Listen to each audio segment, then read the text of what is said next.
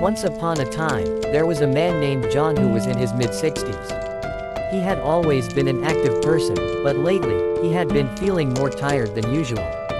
He had also noticed that he had been experiencing some difficulty with his memory and concentration. John had a history of high blood pressure and diabetes, and his doctor had warned him that he was at high risk of suffering a stroke. Despite this warning, John had not taken his health as seriously as he should have. He continued to eat unhealthy foods, smoked regularly, and rarely exercised. He had always believed that he was invincible and that nothing bad could happen to him. One day, while John was at work, he suddenly felt a severe headache and started experiencing some weakness in his right arm and leg. He tried to ignore it and continue working, but soon the weakness became too much to bear. John's coworker noticed that something was wrong and immediately called for an ambulance. The ambulance arrived quickly and rushed John to the hospital, where he was diagnosed with a stroke.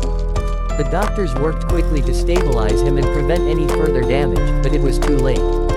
John had suffered a severe stroke that left him partially paralyzed and unable to communicate effectively. As John lay in his hospital bed, he realized that he had made a huge mistake by not taking his health seriously.